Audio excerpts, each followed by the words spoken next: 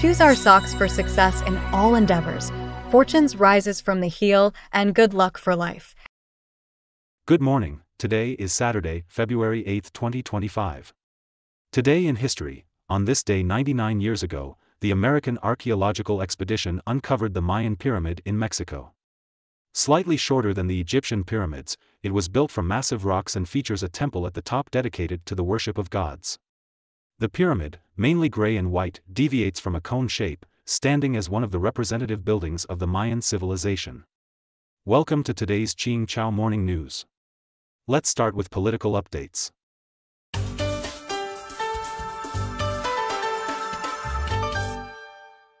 Myanmar military extends state of emergency.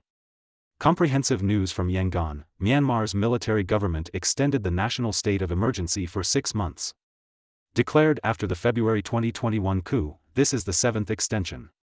Elections cannot be held during the state of emergency, delaying the promised general election until at least the second half of the year.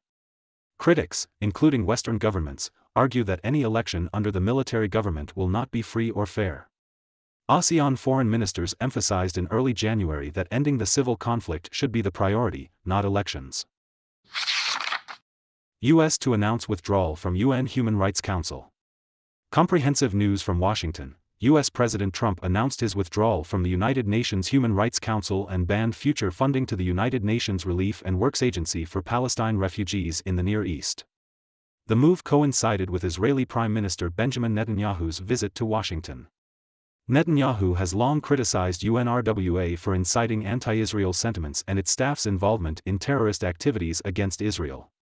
The U.S. is the largest donor to UNRWA, contributing $300 million to $400 million annually. In January last year, then-President Biden suspended funding to UNRWA after Israel accused 12 of its employees of participating in the Hamas attack on Israel on October 7, 2023. Danon, Israel's permanent representative to the UN, praised Trump's move.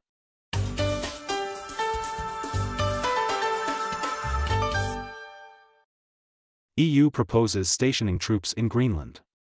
Comprehensive news from Berlin. EU Military Commission Chairman Brieger recently stated that in light of US President Trump's interest in acquiring Greenland, it would be wise for European countries to station troops there. Brieger emphasized that although Greenland is an overseas territory of Denmark and not part of the EU, its natural resources and strategic location are crucial to both Europe and the US. The EU Military Committee is the highest military body of the Council of Europe, serving only as an advisory body without a dedicated military. NATO, led by the US, is the EU's primary military alliance.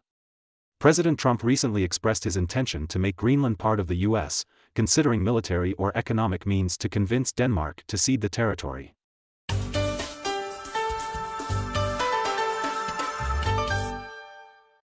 "60% of Thais oppose casino legalization." Comprehensive news from Bangkok. A recent poll by the National Institute of Development Management of Thailand shows nearly 60% of Thai people oppose the legalization of casinos. The Thai cabinet approved the Integrated Entertainment Venues Act on January 13 to legalize gambling and casinos, aiming to develop integrated resorts and boost tourism, employment, and investment. The bill will be submitted to Congress for debate and approval. Analysts note that while gambling legalization may create jobs and foster national growth, it could also exacerbate social issues and increase crime, ultimately adding to the government's burden. Japan sees price hikes in multiple agricultural products. According to Reuters, recent increases in agricultural product prices in Japan have led some people to reduce vegetable consumption or use cheaper seasonings for daily meals. Data shows that the retail price of a cabbage in Tokyo is over 3 times higher than last year, reaching 1,000 yen, nearly an hour's wage. The wholesale price of rice has also risen 60% year-on-year. The Bank of Japan stated that rice prices may continue rising until spring 2026.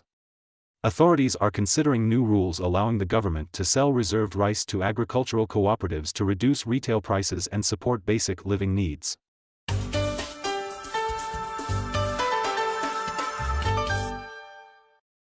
Over 200 million children affected by climate disruptions to education. UNICEF recently reported that extreme weather disrupted education for 240 million children in 85 countries last year, affecting 1 in 7 students globally. UNICEF's executive director, Russell, noted that children struggle in hot classrooms or when roads are flooded or schools destroyed. The report states that 170 million children in Bangladesh, Cambodia, India, Thailand, and the Philippines were impacted by soaring temperatures. South Asia was the hardest-hit region, with 128 million affected. UNICEF is concerned that these disruptions may increase the risk of children, especially girls, dropping out.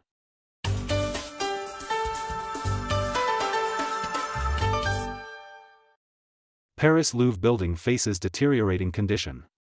The Louvre Museum's director, Dakar, has requested emergency assistance from the French government for the repair and renovation of its aging exhibition halls to better protect the artwork. Dakar described visiting the museum as physical torture due to issues like insufficient seating, food service, sanitation, and outdated signage. The Louvre attracted 8.7 million visitors last year, with all entering through the pyramid-shaped west entrance. However, the underground reception area becomes excessively hot due to the greenhouse effect. To alleviate congestion, the museum plans to build a new east entrance and possibly a new wing for Leonardo da Vinci's Mona Lisa. Xinhua Finance reports that the main contract of Shanghai gold rose by 3.35%, while the main contract of Shanghai silver increased by nearly 5%. That's all for today's Qing Chao Morning News. Thanks for watching. Join us at the same time tomorrow.